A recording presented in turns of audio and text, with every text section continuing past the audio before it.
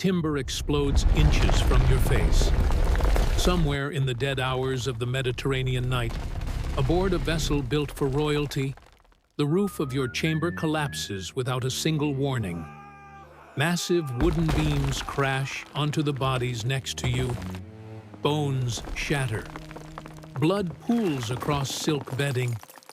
Before you can scream, the floor beneath you gives way, and the sea rushes in, black and freezing, swallowing everything.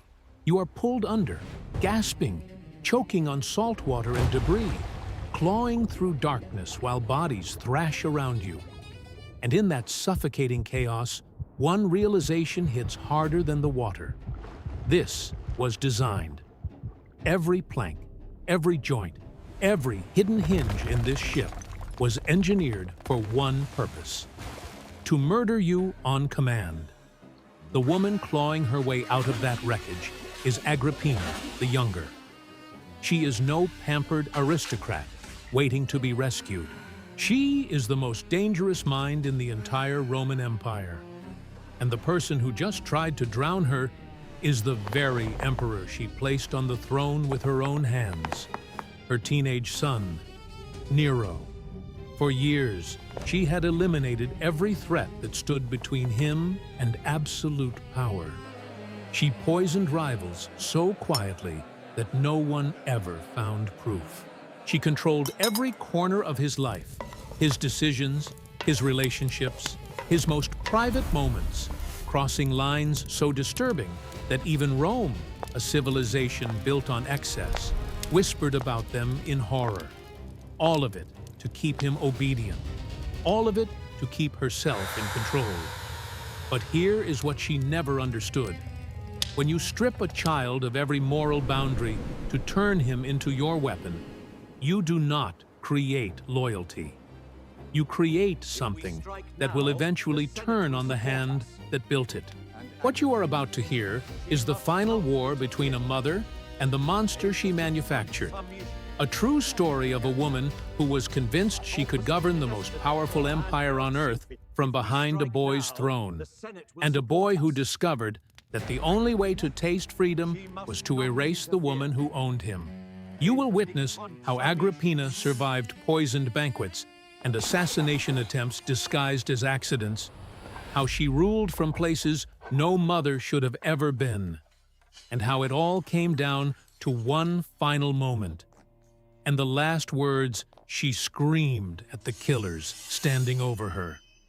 Before we get into this, drop a comment telling us what city and country you are watching from right now. And if this channel has ever made you feel something, hit subscribe. You are watching Ancestral, the best dark history channel on the planet. Before she was a woman fighting for air in a collapsing ship, Agrippina was a girl who learned death before she learned anything else. Born in AD 15, she carried the most celebrated and most cursed blood in Rome. Her grandfather was Germanicus, the general the people loved more than any emperor. Her great-grandfather was Augustus himself. And that bloodline, the very thing that should have protected her, was the thing that made her a target. Her father died under circumstances no one believed were natural.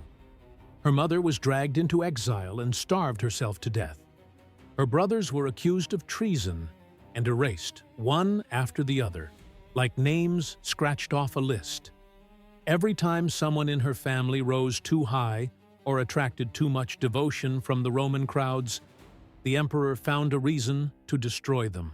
Agrippina did not grow up with bedtime stories. She grew up with disappearances.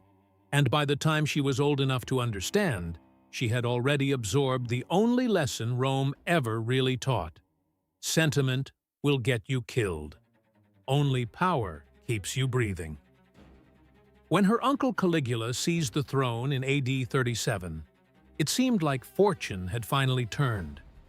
He was young, magnetic, adored. Romans wept with relief. Then something inside him curdled. He humiliated senators for sport. He burned through the treasury like a man daring the gods to stop him. And at banquets, In front of the entire court, he made advances toward his own sisters, Agrippina among them. She watched from the inside as unlimited authority rotted a human being in real time. She saw allies executed on a whim. She saw loyalty rewarded with suspicion.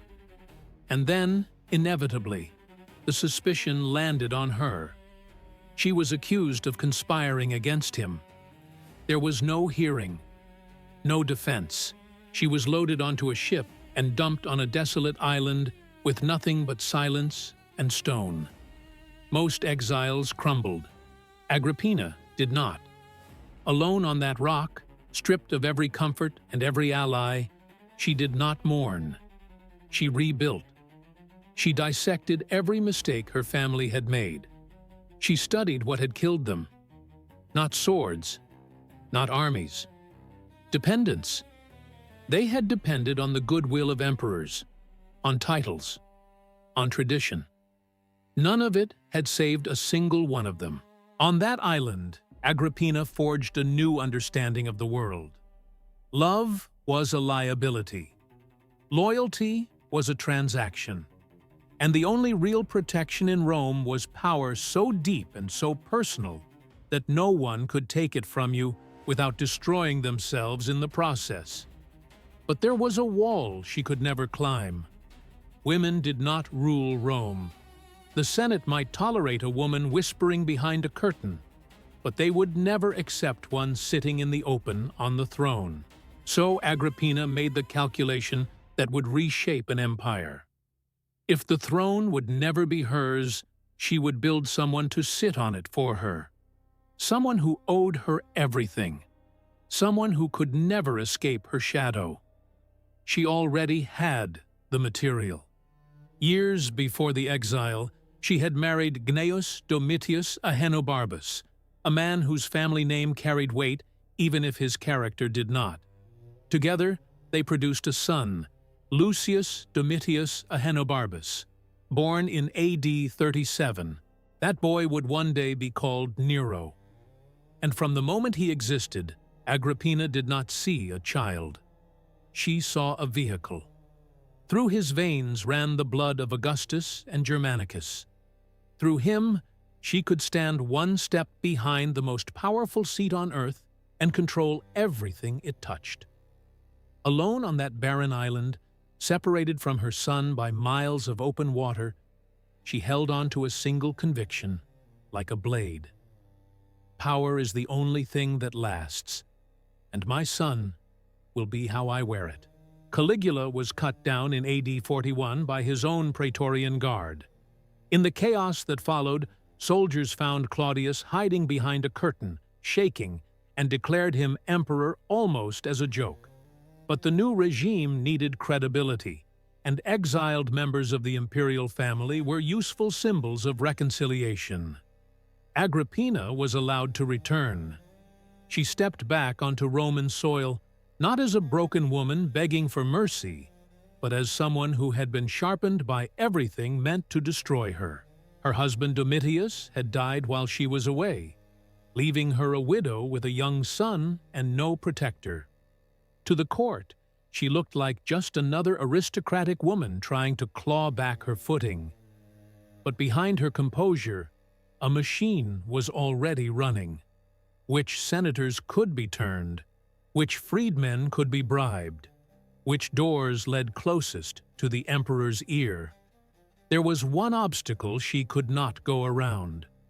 Valeria Messalina, the wife of Claudius, sat exactly where Agrippina needed to be. Messalina was infamous even by the standards of a city that thrived on scandal. She collected lovers the way other women collected jewelry, and her appetite for power and attention made her reckless. Agrippina did not challenge her. She watched. She waited. She let Messalina destroy herself. And Messalina obliged. She pushed so far that she staged what amounted to a public wedding with another man while her husband, the emperor, was still alive. Claudius, humiliated beyond recovery, gave the order. Messalina was executed. And just like that, there was an empty seat beside the most powerful man in the world. Agrippina moved toward it with surgical patience. She did not storm the palace. She presented herself as a calming presence, a dignified niece, a woman of the Germanicus line who only wanted stability for the family. Behind that mask, she worked every lever available. Flattery. Modesty performed at exactly the right moments. Quiet alliances with palace freedmen like Pallas, who began advocating for her in rooms she was not allowed to enter. Senators who craved the prestige of the old bloodline started murmuring that a marriage between Claudius and Agrippina would heal the dynasty and steady the empire. There was one problem. A marriage between uncle and niece was considered deeply wrong, even in Rome. Agrippina did not flinch.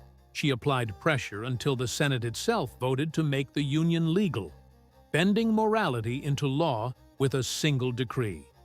When Claudius married her, she accomplished something no Roman woman had ever managed. She was not just empress, she was a direct descendant of Augustus, married to the sitting emperor, with a son whose bloodline made him an undeniable candidate for the throne. Claudius had a biological son, Britannicus, but the boy was younger, and he did not have Agrippina behind him. Now the machine accelerated. She brought Nero into the imperial spotlight. She hired the philosopher Seneca to tutor him, filling his mind with rhetoric, with the language of command, with the appearance of wisdom. She made certain Nero was seen in public, well-mannered and composed, the image of a future ruler. She arranged his marriage to Octavia, Claudius's own daughter, binding him to the imperial household by blood and by law. And then she went for the decisive move. She persuaded Claudius to formally adopt Nero, placing him ahead of Britannicus in the succession. The boy who had been born Lucius Domitius Ahenobarbus was now Nero Claudius Caesar Drusus Germanicus. His name alone was a declaration of inevitability, but inevitability in Rome always made someone nervous. As Nero's position strengthened, quiet resistance stirred. Some courtiers preferred Britannicus, the emperor's natural son. Others grew uneasy with how much control Agrippina wielded over Claudius, and Claudius himself, if the ancient sources can be trusted, began to show signs of doubt. He made remarks that sounded like warnings. He hinted at regret. A man who had been maneuvered into adopting another woman's son might one morning decide to undo everything. For Agrippina, that possibility was not merely inconvenient. It was existential. Her survival, her identity, her entire war against a world that had tried to erase her family were now locked inside Nero's future. If Claudius changed course, everything she had constructed would collapse overnight. So, she decided that Claudius would never get the chance. The emperor had a well-known indulgence. He adored food, especially mushrooms. Banquets were the rare moments when his guard came down, when he stopped being suspicious and simply enjoyed himself. Agrippina turned that comfort into a weapon. She enlisted Locusta, the most notorious poison specialist in Rome, a woman who could brew compounds that killed without leaving obvious marks. Agrippina did not need a dramatic assassination. She needed a death that looked like fate, or at least something ambiguous enough for her to control the narrative before anyone could ask the right questions. On the night it happened, the banquet unfolded like any other. Claudius reclined at his place, surrounded by servants pouring wine and courtiers competing for his attention. Laughter filled the room, perfume mixed with smoke from the oil lamps. Agrippina sat close to him, perfectly composed, watching everything. When the mushrooms arrived, they looked like nothing more than the emperor's favorite dish. But the poison was already woven into the food, prepared by hands that understood exactly what they were delivering. Claudius ate with the enthusiasm of a man who had no reason to be afraid. For a while, nothing changed. Wine flowed. Conversation drifted. Then his breathing shifted. A cough. His hand moved to his throat. The cough deepened into something violent, and his face contorted. His eyes went wide.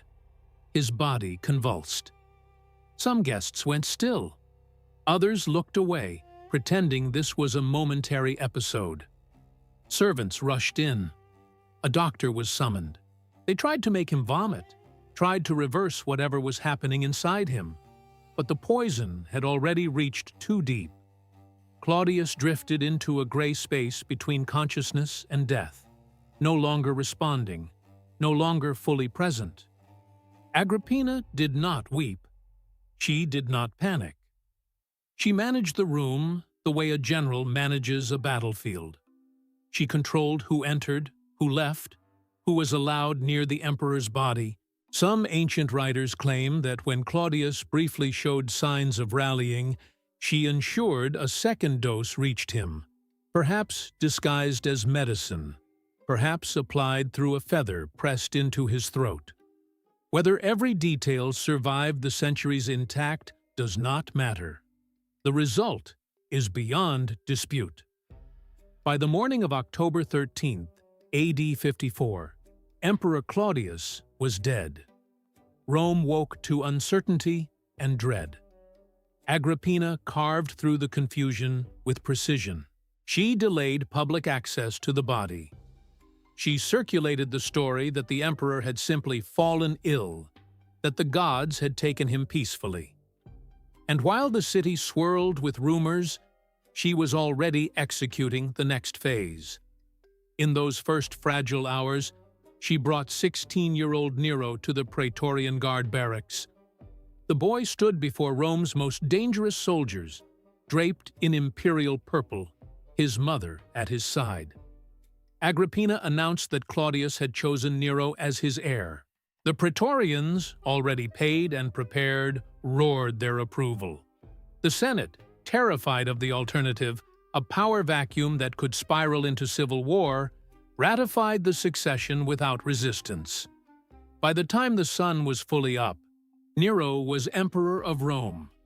The boy Agrippina had engineered from birth now held the deadliest title in the known world.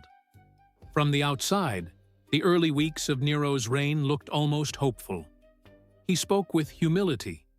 He deferred to advisors. He made gestures toward mercy and good governance. But the real authority never left Agrippina's hands. She did not bother to hide it. She received ambassadors from foreign nations. She appeared beside Nero at official functions. And most astonishingly, she had her face stamped onto Roman coins next to his.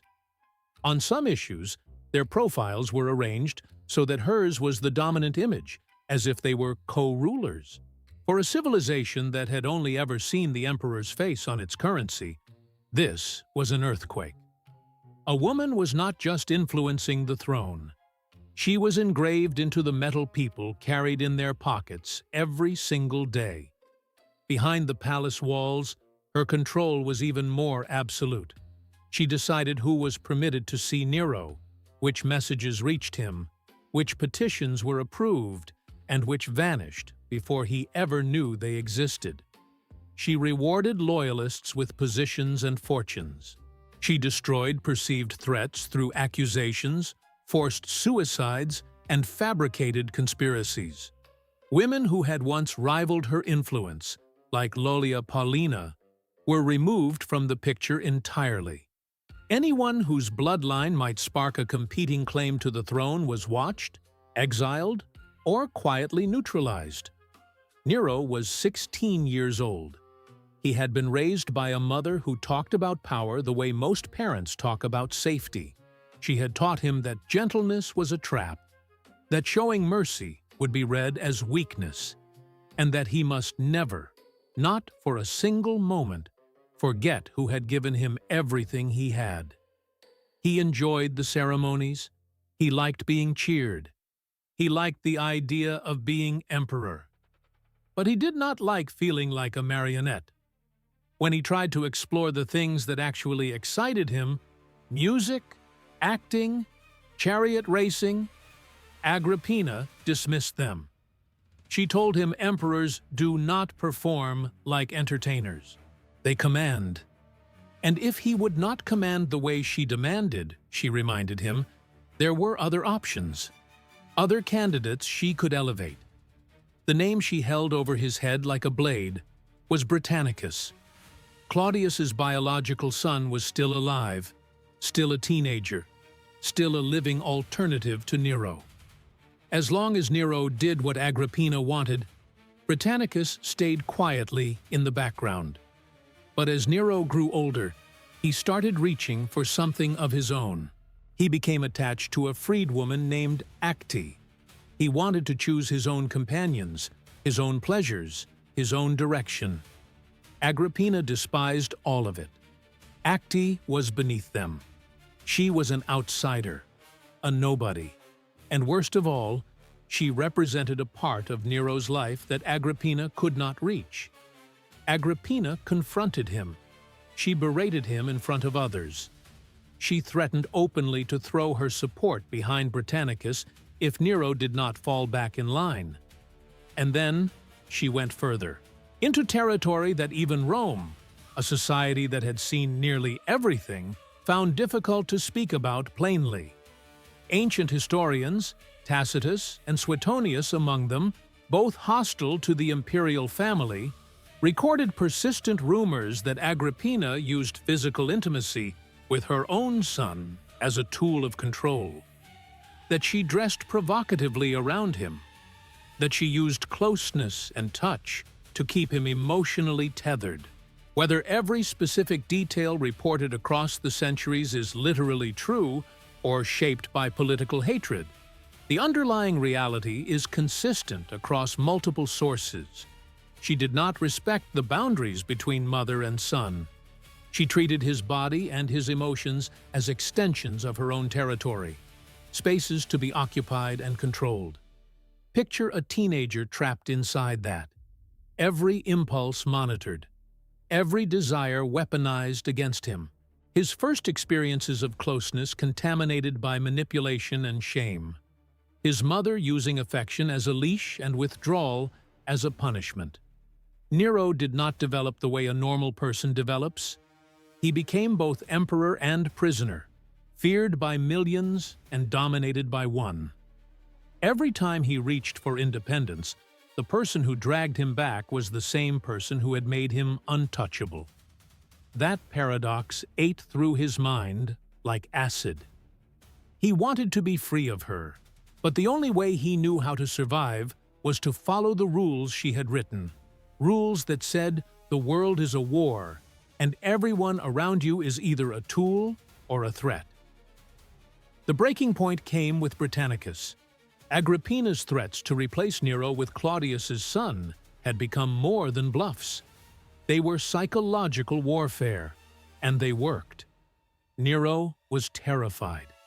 Britannicus was a walking reminder that the throne could be taken away as easily as it had been given. In AD 55, during a banquet, Britannicus drank from a cup and collapsed. He was dead within minutes. The palace announced it was an epileptic seizure. Almost nobody believed it. If Nero gave that order, and most historians believe he did, then it was his first real act in the tradition Agrippina had built. A family member eliminated over a meal. The last taste on the lips was treachery. But here is the twist Agrippina never anticipated. Killing Britannicus did not pull Nero closer to her. It severed something. It showed him that he could act without her approval. He could reach for the same poison she had used on Claudius and wield it on his own terms. He did not need her permission to destroy. He did not need her at all. From that moment forward, her grip on him began to slip.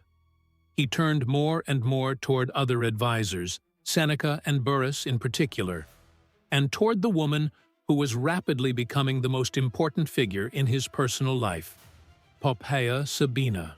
Agrippina felt the ground moving beneath her. For a woman who had outlasted exile, outmaneuvered emperors, and survived every conspiracy Rome could throw at her, losing access to her own son's mind was not just painful. It was a death sentence in slow motion. If she no longer controlled him, then she was exactly what she had spent her entire life refusing to become. A disposable relative standing too close to a throne she could no longer influence. She fought back with everything she had. She barged into his rooms unannounced. She attacked his choices, mocked his companions, insulted Acti and Poppaea in the most public ways possible. She reminded him, loudly and constantly, that without her, he would be nothing. A forgotten aristocrat. A name no one remembered. But every attack pushed him further away. Nero eventually did something that would have been unimaginable even a year before. He ordered his mother removed from the imperial palace. Her personal guard was stripped away. She was sent to live on separate estates, far from the corridors of real power. She was still wealthy. She was still the emperor's mother. But she was no longer the shadow behind the throne. For Agrippina, this was a devastation worse than exile. For Nero, it was the first clean breath he had taken in his entire life. It did not hold. Agrippina understood how to fight from a distance. She had done it before. She began feeding whispers into the networks of power. She hinted to influential men that Nero was unstable, that he was unfit, that she might be willing to support a worthier candidate if the right alliance presented itself. She reminded everyone within earshot that her blood connected to Germanicus and Augustus, while Nero was busy embarrassing the empire by performing on stage like an actor. Each rumor she planted burrowed deeper into Nero's paranoia. He had not simply pushed away a difficult mother, he had created an enemy who knew every secret he had ever tried to bury. Every night, as Nero lay in his chambers, he knew that somewhere out there a woman was breathing who had poisoned an emperor, installed a child on the throne, and walked untouched through decades of conspiracy and murder. That woman was his mother, and if she could do what she did to Claudius, what was stopping her from doing it to him, now that she saw him as an ungrateful traitor? Right here, before this story descends into its darkest chapter, take a breath. If you have made it this far, if you feel the weight of this history pulling you deeper, then you are exactly who we built this channel for. We created an exclusive community called The Lineage. It is our membership circle, but it is something more than that. When you join, you are not just watching. You become part of the foundation that makes these investigations possible. Members directly fund the research, the writing, the editing, the sound design, everything that separates this from a quick summary and turns it into something that feels real. They also get early access to new episodes and bonus material before the rest of the world sees it. If you are the kind of person who needs to understand history at this depth, consider joining The Lineage and becoming part of what keeps this alive. Because now we reach the point of no return. Nero stared at his own existence and saw a prison. Every corridor, every advisor, every whispered conversation led back to the same woman. As long as Agrippina was alive, he would never feel sovereign over his own life. He had watched what she did to others. He understood what she was capable of doing to him. And in the logic she herself had drilled into him since childhood, there was only one solution. Take the weapon she perfected, the weapon she had used on emperors and rivals and anyone who stood in her path, and turn it against her. The next time he arranged a private dinner for his mother, he was not thinking about reconciliation. He was thinking about concentration, about timing, about sitting across from her and watching her swallow something that would never let her stand again. The son Agrippina had built from nothing, the emperor she had manufactured through poison and manipulation and the destruction of every boundary a mother should hold sacred, was about to find out if he had learned her lessons well enough to kill the one who taught them. Nero's decision to kill his mother did not arrive like lightning.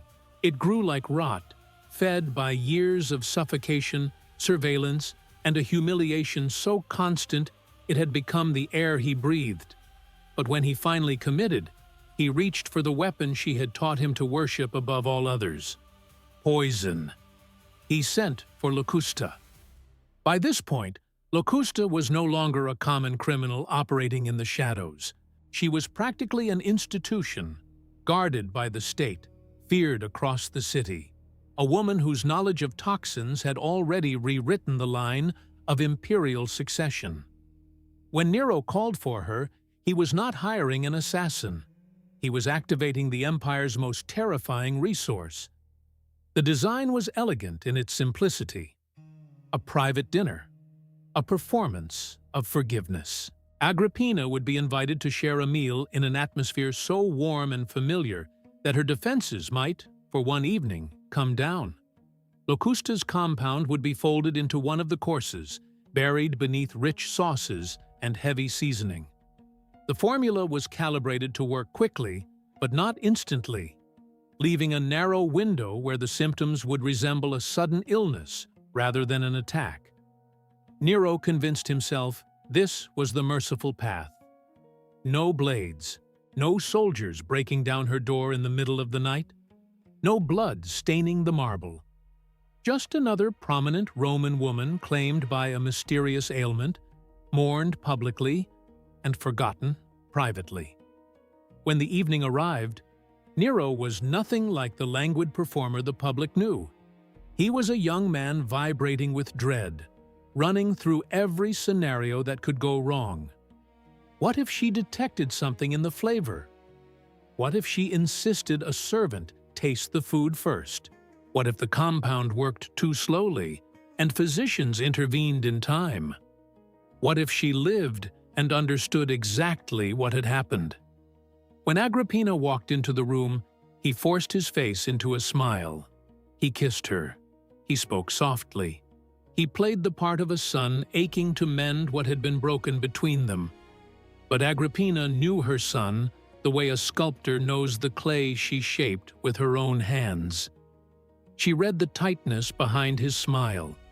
She felt the falseness in his embrace. She sensed the architecture of a trap. She had not outlasted Caligula's madness, survived exile on a barren island, navigated palace conspiracies, and orchestrated the death of an emperor by trusting anyone's sudden tenderness. For years, she had been doing something that most people in Rome would have considered madness. Following the legendary example of Mithridates of Pontus, she had been conditioning her body against poison. Small doses of various toxins, carefully paired with antidotes, taken over months and years. She had studied how different compounds announced themselves: the first metallic taste, the subtle burn in the throat, the shift in heartbeat. She kept remedies within arm's reach at all times. Throughout dinner, Nero could barely bring himself to eat. His eyes tracked her every movement. Each time she lifted a cup or brought food to her lips, his pulse hammered. Locusta had guaranteed the dosage was sufficient. He repeated her assurances to himself like a prayer. He counted the minutes. Across the table, Agrippina ate without urgency. She laughed. She steered the conversation toward neutral ground, as though the years of war between them had never happened. If anything in the food registered as wrong, her face betrayed nothing.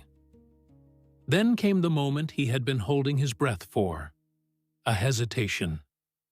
She paused mid-motion. Her hand drifted to her chest. She drew a sharp breath. For one electric instant, Nero was certain it was working.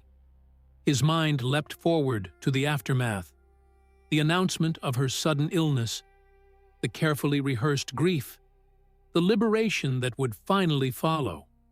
But the collapse never materialized. Her breathing leveled.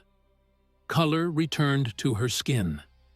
She picked up her cup, drank, and continued the conversation as though nothing had happened. The poison had failed. The emperor of the known world sat across from his intended victim and watched her finish every course on the table. She did not accuse him. She did not flee. She did something far more devastating. Near the end of the evening, she held his gaze for a beat longer than was natural, and then she smiled. It was not the smile of a mother. It carried no warmth, no forgiveness. It was a thin, precise expression that communicated a single message. I know exactly what you just attempted, and you were not good enough. That smile demolished whatever remained of Nero's composure.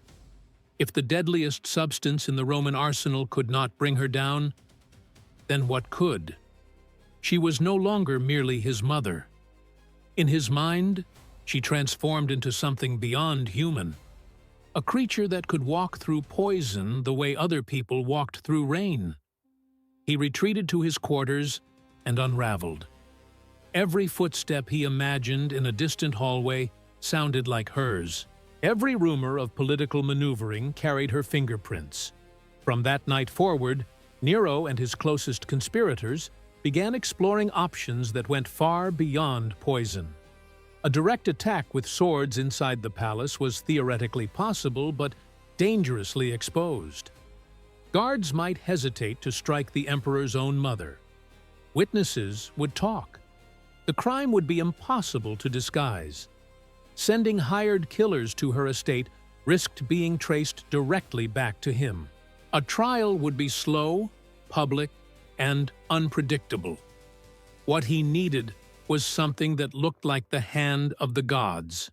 An accident so convincing that no one would dare call it murder. This is when a new figure stepped into the conspiracy. Anicetus, a freedman who commanded the imperial fleet stationed at Misenum. Anicetus was fiercely loyal to Nero and possessed something the emperor desperately needed: an understanding of engineering and opportunity. Between them, according to the ancient sources, an idea took shape that Rome had never witnessed before. If poison could not reach her, if steel was too conspicuous, and if the courts were too unreliable, then the world itself would have to become the murder weapon. A ship. Ships sank every day. Storms were unpredictable. The sea was nobody's accomplice and everybody's alibi.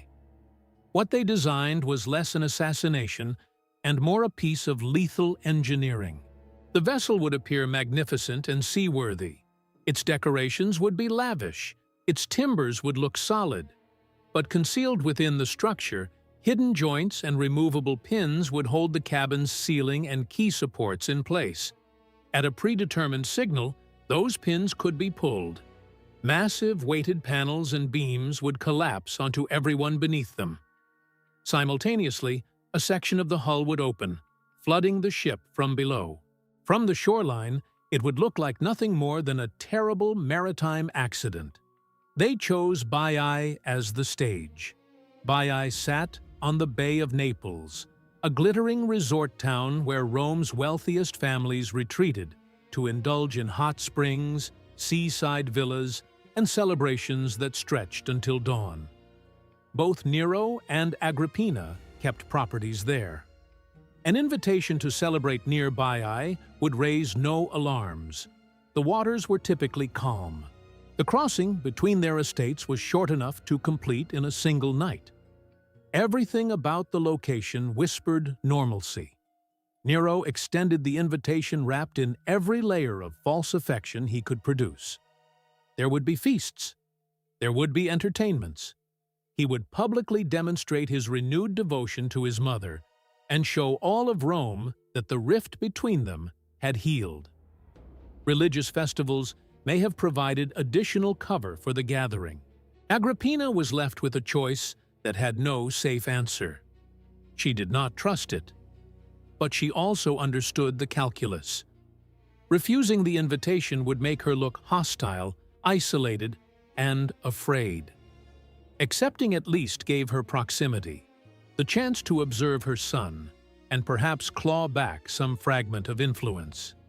She talked herself into believing that while Nero might resent her, even hate her, he would not cross the ultimate line. He would not actually murder his own mother. That was her fatal error. She had spent his entire childhood teaching him that survival sometimes demands the unforgivable. Now he was applying that doctrine to her. Agrippina arrived at Baiae. Nero received her with rehearsed warmth, public embraces, smiles calibrated for the witnesses, polite words exchanged where others could hear them. Both of them were performing. Both of them knew the other was performing. And somewhere anchored on the dark water, the engineered ship waited. When the evening ended and Agrippina prepared to return to her own villa, Nero guided her toward that vessel. He kept his expression neutral. He embraced her at the dock, held her a moment longer than necessary to sell the fiction, and told her to travel safely. She boarded with a small group of attendants, among them her companion, Agrippina. The night was still. The sea was black glass. Torchlight from the shore painted shifting lines on the water as the ship pulled away from land. For a stretch, everything felt ordinary. The rhythm of the oars, the quiet splash of water against the bow. Agrippina may have allowed herself a moment of relief, a thought that perhaps she had overestimated her son's capacity for the worst. The cabin felt stable. The salt air was clean. The crew moved about with routine efficiency. Then, somewhere out on the open water, the command was given. The trap engaged. The ceiling above Agrippina and her companions came crashing down without warning. Weighted beams and heavy panels, positioned and loaded for exactly this moment, dropped like executioners. One of her companions, Creperius Gallus, was killed on impact, crushed where he sat. Agrippina was struck and badly hurt. The quiet night shattered into screaming and the sound of splintering wood.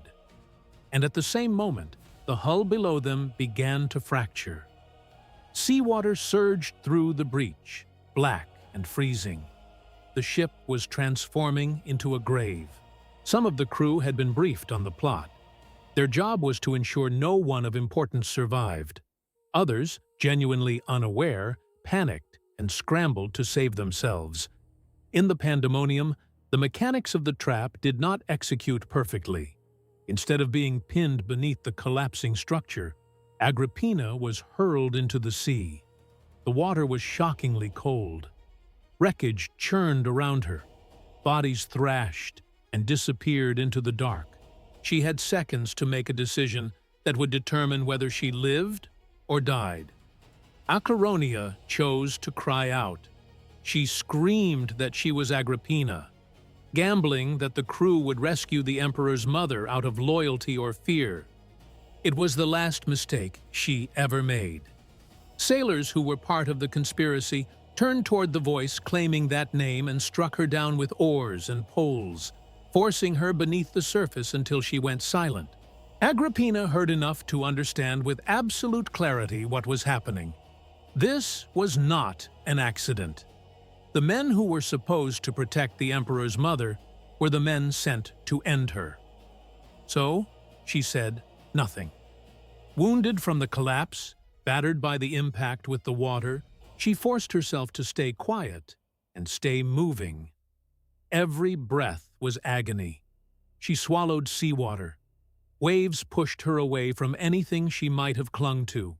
But she had not survived everything the Empire had thrown at her across 4 decades to drown anonymously in a bay.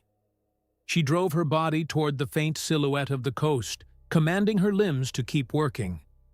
At some point, local fishermen or small boat operators spotted the wreckage and the shapes struggling in the water.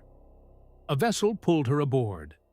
Only then did she let them know who she was.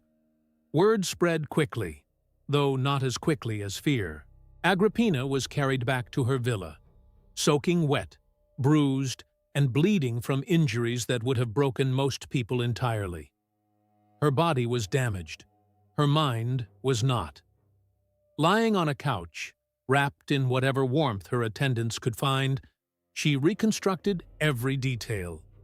The exaggerated affection at dinner, the timing of the departure, the way the ship had disintegrated as though it had been designed to do exactly that. There was no ambiguity left.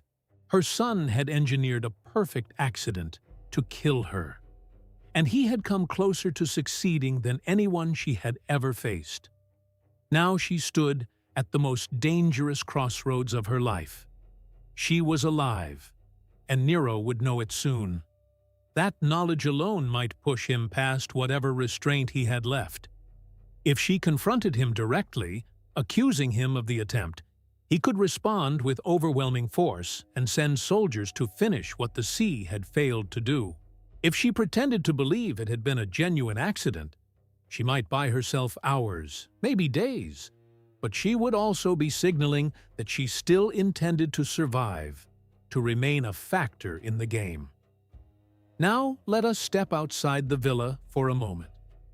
Everything you are hearing is built on real historical sources, ancient texts, modern scholarship, and physical evidence.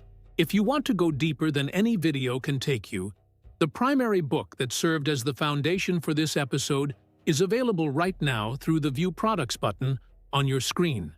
It is a relentless, meticulously researched work, a genuine masterpiece of dark historical investigation that lays bare the rise and destruction of Nero and Agrippina in unflinching detail. We used it as the spine of this entire investigation, and if you are serious about understanding this world at its deepest level, it belongs on your shelf. And that is not all. When you open the shop panel, you will find more than a single volume. There is a carefully curated collection of immersive artifacts and dark memorabilia, each one selected to match the spirit of this channel. We are not going to spoil what is there. You will have to look for yourself and see what pulls you in. You will also find our official collection, Essential Dark History Books You Should Own, a hand-picked library for people who refuse to settle for shallow history. Browse it all while we continue. Just tap View Products, step into the vault, and then come straight back. Back inside the villa, Agrippina made her move. She called for writing materials. With her injuries still raw, she composed a message to be sent directly to her son. The tone, according to the ancient accounts, was measured and deliberate. She did not rage, she did not plead. She thanked the gods for her survival. She implied that she trusted his concern for her safety. She crafted every line to sound like a mother who believed the shipwreck had been nothing more than a tragic accident. But underneath the careful diplomacy, one reality sat like a knife pressed against skin. She was alive. Somewhere in that letter, whether spelled out or simply radiating from every word the messenger would speak aloud, there was a message so compressed it needed only 2 words. 2 words that would strike Nero harder than any weapon forged in Rome. 2 words that contained everything he was most afraid to hear. I survived. The messenger rode into the darkness, carrying that truth toward the emperor. Agrippina lay back against her couch, staring at nothing, knowing that she had just forced her son into a decision from which there was no turning back. The letter arrived late.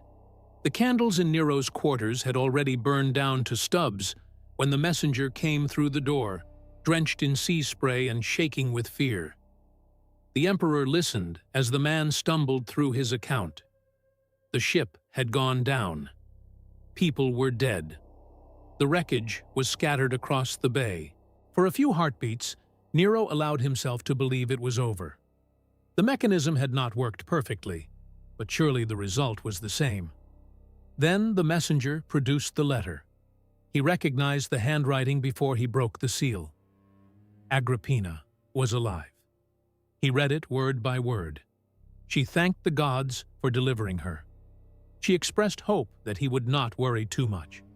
She described the shipwreck as a terrifying ordeal, but assured him she was recovering safely at her villa. Every line was measured. Every line was a weapon. She made no accusation. That was the part that cut deepest. She performed the role of a mother who believed in coincidence, in rotten timber, in the cruelty of the sea. And beneath that performance, Nero could hear the real message ringing like iron struck against stone. She knew. She knew everything. And she wanted him to sit with the knowledge that she was still alive and still capable of everything she had always been capable of. The terror was immediate and total. If she survived, she could speak. If she spoke, she could reach the people who kept him in power. The Praetorian Guard, senators already nervous about his judgment, old allies from the Germanicus bloodline who still owed her loyalty. She could stand in a public temple and declare that her own son had tried to murder her at sea. And in Rome, a civilization that had absorbed a staggering amount of cruelty, one crime still carried a weight that could crush any man's authority: matricide. That word was not merely shameful, it was political annihilation. Nero sent for his innermost circle: Seneca, Burrus, Anicetus. They arrived in various states of undress and alarm, faces drawn tight. He paced the room, unable to hold still, repeating the same words as if saying them again might change the reality. She survived. She survived. He described his nightmares out loud. Agrippina entering a temple, kneeling before the people, lifting her bruised arms and telling Rome that the emperor had tried to drown his own mother with a trick ship. He saw senators going pale. He saw soldiers refusing to follow orders from a man branded with the worst crime a Roman could commit. His advisors understood immediately that this was no longer a family dispute. It was an existential crisis for the regime. Their fates were chained to his. If Nero fell, they would be dragged down beside him. They had spent years trying to steer him toward restraint. Now restraint was no longer on the table. Seneca pushed for a narrative, a version of events that could be controlled. Burrus raised concerns about how the Praetorians would react to any further move against her. Anicetus, the man who had built the collapsing ship and watched it fail, understood better than anyone that subtlety was finished. There would be no more disguised accidents, no more clever mechanisms. Either Agrippina died before the sun came up again, or Nero would spend the rest of his reign waiting for the woman who knew all his secrets to use them. Someone in the room said it plainly. A single sentence, cold and final, that silenced the argument. You cannot let her live. The plan they settled on was as blunt as a hammer. Anicetus would take a detachment of armed Marines to Agrippina's villa under the pretext of investigating the shipwreck or ensuring her protection. Once inside, they would kill her. Afterward, Anicetus would announce that he had discovered evidence of a conspiracy. Agrippina, the official story would claim, had been plotting to overthrow her son. She had died resisting arrest. It was a crude fabrication. It did not need to be elegant. It only needed to be delivered before anyone had time to organize an alternative version. Nero approved it. His hands trembled as he gave the order, but he gave it. There was no more discussion of poison or engineered catastrophes. No more hoping the universe would do his killing for him. He was sending armed men to cut down the woman who had carried him in her body. At the villa, the hours passed in a silence that felt like held breath. Agrippina lay on a couch, her body throbbing from the shipwreck and the battering of the sea. She had sent most of her household away. Only a handful of loyal attendants remained, moving through the dim rooms with blankets, remedies, and fragments of information. Every noise from outside the walls made her stiffen. Every set of footsteps on the path could be a courier bringing reconciliation or a squad bringing death. Her options had narrowed to almost nothing. She could try to flee, but there was nowhere in the empire safe from the emperor's reach. She could attempt to return to Rome and rally support, but she was injured, slow, and uncertain which of her old allies would risk their lives for her now. She could send another letter, this time dropping the pretense and accusing Nero directly. That might ignite a civil war. It might also simply accelerate her execution. She had played the game of power for so long that now, at the very end, the board had been stripped almost bare. Sometime in those dark hours, she made a decision that was less about escaping death and more about choosing how to meet it. If they were coming, she would not be found cowering. She would not be dragged from a hiding place. She would be exactly who she had always been. Agrippina, daughter of Germanicus, mother of the emperor, a woman who had bent the trajectory of Rome with her bare hands. She told her attendants to remain calm. And she waited. It was not long before the sound of boats scraping against the shore reached the villa. Anicetus climbed the path with a company of marines and soldiers. They fanned out around the property, blocking every exit. Some of them were visibly uneasy. Killing enemies of the state was routine. Killing the emperor's mother was something that would follow them into their graves. But orders were orders. And in Rome, the man who disobeyed an emperor out of moral discomfort did not live to feel virtuous about it.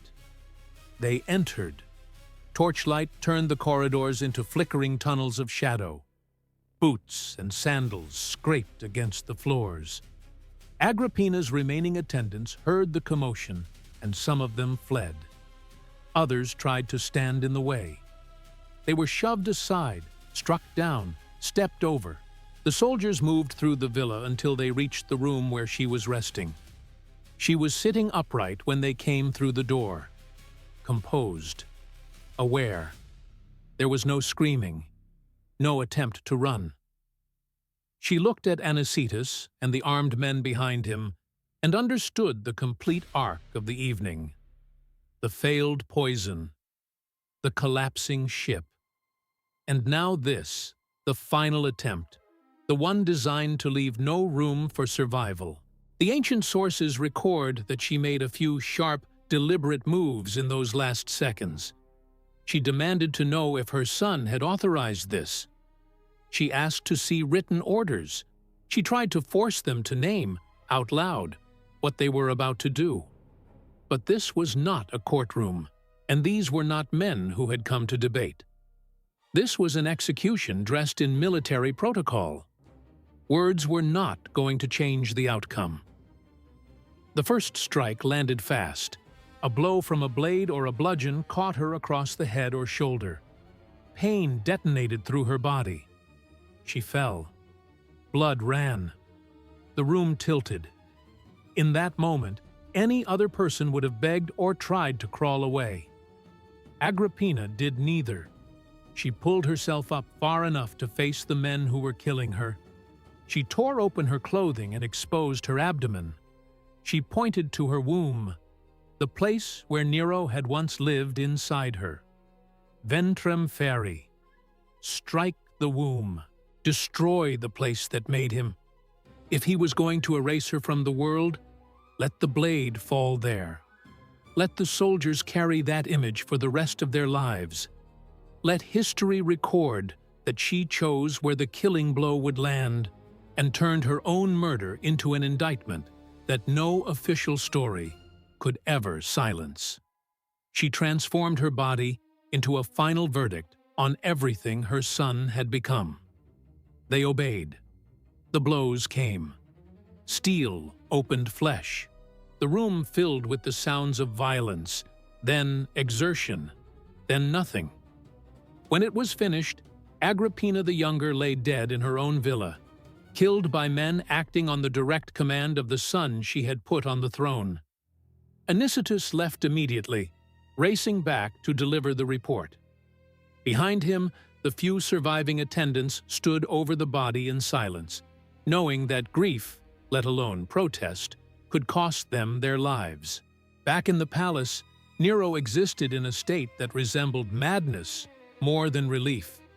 Every minute of silence convinced him that something had gone wrong again. He imagined her surviving a second time. He pictured her walking into the Senate chamber, covered in blood, naming him in front of every man who held power in Rome. When Anicetus finally returned and delivered the confirmation, Nero did not exhale. The words did not bring peace. They brought a new reality. The crime was no longer theoretical. It was permanent. He insisted on seeing the body.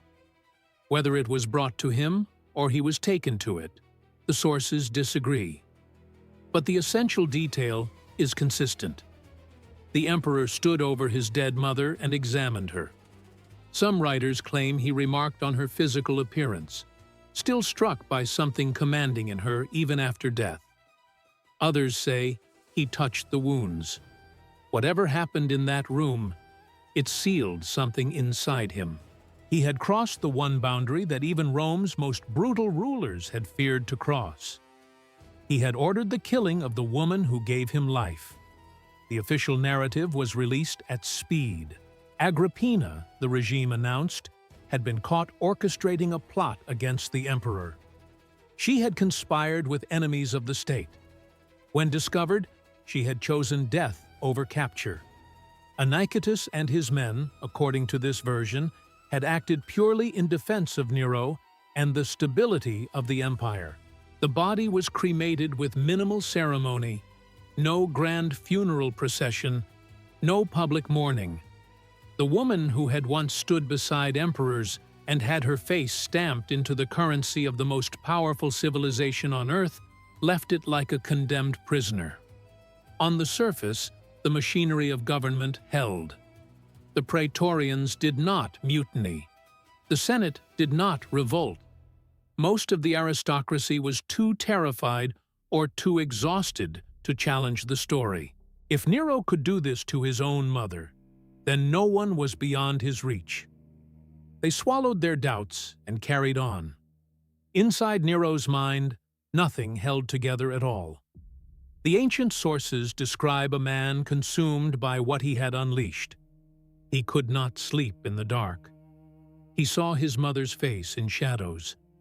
He heard footsteps behind him when no one was there.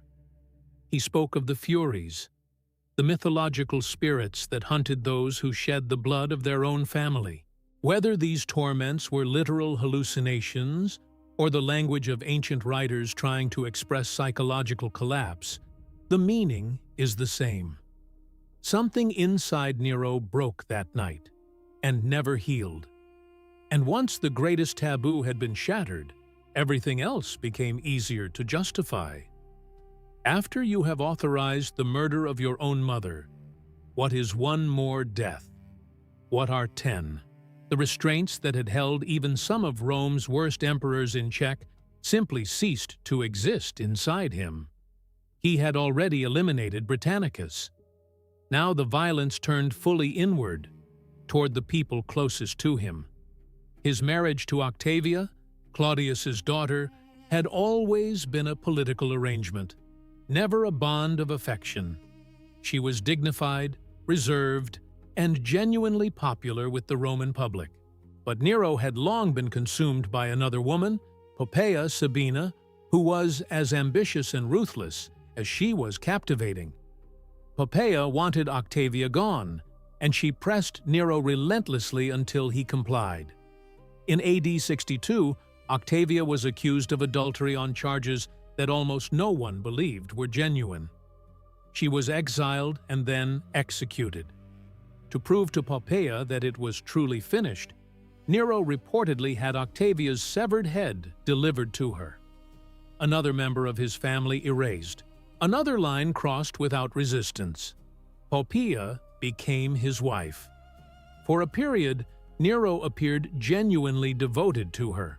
When she became pregnant, it seemed like the dynasty might stabilize, but his volatility and his bottomless need for control never receded. During an argument while she was carrying their child, he kicked her with enough force to kill both her and the unborn baby. Once again, Rome watched as the emperor's private rage became a public catastrophe. Official explanations were offered. The truth, whispered in every corridor and marketplace, was far uglier. From that point, the downward spiral accelerated beyond anyone's ability to contain it. Nero threw himself into performance with the intensity of a man trying to drown out the noise inside his own head. He forced the Roman elite to sit through his singing and acting. He raced chariots before crowds that did not dare look bored. He treated the empire as a theater, and himself as its only star. Anyone who failed to applaud enthusiastically enough became a target. Anyone who showed visible discomfort with the emperor's artistic obsessions found themselves on a list. Then, in AD 64, the event that would permanently define his legacy in the popular imagination: the Great Fire of Rome. Flames erupted and burned for days, consuming entire neighborhoods, temples, homes, livelihoods. The ancient sources conflict on the details, whether Nero was in the city when the fire started, whether he organized relief efforts, whether he truly performed music while the city burned around him. What matters for this story is what came after.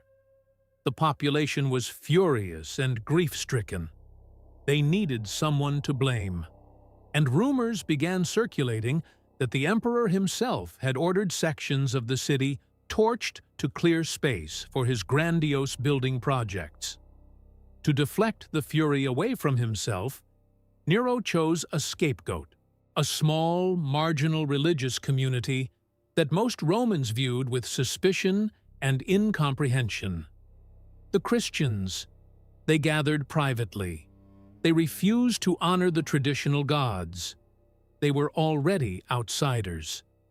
Nero accused them of starting the fire and subjected them to punishments so savage that even a city accustomed to arena violence was shaken. Some were fed to wild animals in public spectacles. Others were coated in pitch and set ablaze as living torches to illuminate Nero's evening gardens. The cruelty was designed to prove the emperor was defending Rome. Instead, it revealed to anyone paying attention how completely the man behind the throne had come apart. The violence climbed higher still. In AD 65, the Pisonian conspiracy, a plot involving senators, military officers, and intellectuals who aimed to remove Nero from power, was uncovered. Whether the conspiracy was as vast as the regime claimed, or whether Nero's paranoia inflated it beyond recognition, the result was the same. Executions cascaded through the upper ranks of Roman society. Men who had once been Nero's mentors and guides were not spared. Seneca, the philosopher who had tried for years to temper the emperor's worst instincts, was ordered to open his veins. Military officers who had served Rome with distinction were arrested and killed. The message radiated outward with brutal clarity. There was no rank, no history of service, no personal relationship that could protect you from the emperor's fear. By now, the empire was governed by paranoia wearing a crown. Nero trusted virtually no one. He surrounded himself with guards and retreated into isolation for stretches at a time, then lashed out unpredictably when he emerged. The provinces, distant from the grotesque theater of the capital, began losing patience. Military commanders in Gaul and Spain surveyed the situation and recognized what they were looking at. An emperor so despised and so erratic that the first general bold enough to move against him might find the rest of the empire willing to follow. In AD 68, the governor of Hispania, Galba, declared himself available to lead if the Senate wished it. Other commanders wavered, then committed. Rome's fragile loyalty to Nero evaporated almost overnight. The Praetorian Guard, the same soldiers who had once cheered a 16-year-old boy to the throne while his mother stood beside him, calculated that their salaries and their survival would be better guaranteed under someone new. They switched allegiance. Nero woke one morning to discover that his empire of fear had dissolved around him like smoke. He was declared a public enemy by the Senate. His remaining allies vanished. He fled the city with a pitiful handful of loyalists and hid in a suburban villa on the outskirts of Rome. There, the man who had once commanded the known world found himself paralyzed. He talked about throwing himself on the mercy of the public, about appearing before the people in mourning clothes to beg forgiveness. But he knew what waited for him if he was captured: a public execution designed to humiliate. In the end, he chose to write his own final scene. With soldiers already approaching the villa, Nero held a blade to his own throat. He could not bring himself to push it in. He needed a loyal freedman, Epaphroditus, to guide the dagger home. As he died, the ancient writers record that his last words were not about Rome, not about power, not about his mother. They were about himself as a performer. The boy who had been forged from birth as a political instrument died still believing his truest identity was that of an artist the world had failed to appreciate. When the news reached Rome, the city reacted with a strange mixture of celebration and dread. The Julio-Claudian dynasty, the bloodline that had governed since Augustus, was extinct. The empire would stagger into a brutal period of civil war and competing claimants. But for those who had lived through the previous decade, one image remained seared into memory: a chain of bodies stretching from poisoned banquets to collapsing ships to burning crosses in the arena. At the center of that chain stood Nero, and standing behind him, in the place she had always occupied, was Agrippina. She had wanted power more than love, more than safety, more than any version of life that did not include dominion. She believed she could hack the system that excluded women from the throne by engineering a son who would serve as her permanent proxy. She bent his mind. She invaded his body. She dismantled every boundary a parent is supposed to protect. She thought she could occupy the space behind the throne forever, using him simultaneously as her shield and her sword. Instead, she produced a human being with no stable core, no internal limit, no understanding of affection that had not been contaminated by manipulation. When he finally destroyed her, it looked like the conclusion of her story. But her last words, "strike the womb," were more than a dramatic gesture. They were a diagnosis delivered in real time. The violence that killed her had not materialized from thin air. It had been cultivated for years inside the private world she had constructed, and once it broke free, it did not stop with her. It consumed wives, rivals, mentors, friends, and eventually the city itself. Rome absorbed a lesson from that catastrophe, even if it could not always act on it. Empires spend their energy watching for threats at the borders, for invading armies and foreign conspiracies. But some of the most devastating collapses begin inside the household, in the way power is exercised between parents and children, in bedrooms, in whispered conversations behind closed doors. Agrippina's true legacy was never Nero's crown. It was the wreckage left behind by a man who had been taught since infancy that human beings are either instruments to be used or obstacles to be removed. Her revenge, if it can be called that, was devastating in its symmetry. The creature she built did not only destroy her, he dismantled his own dynasty. He stained his own name so thoroughly that it became a synonym for madness and cruelty. He poisoned the stability of Rome for a generation.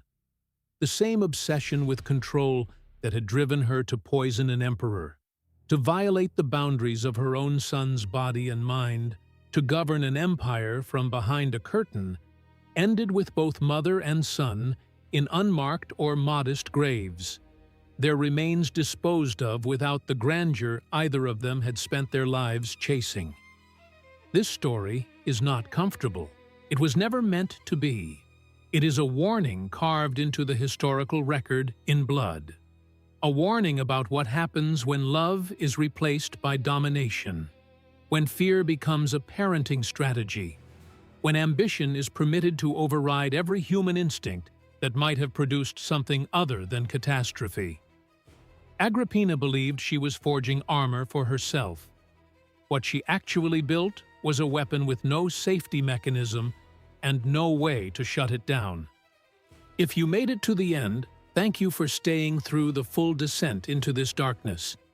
Take a moment now to support this work. Subscribe to the channel, hit the like button, and share this video with someone who needs to understand just how personal and how intimate history's worst crimes really are. On your screen right now, you should see another documentary from this channel. Click it and keep going.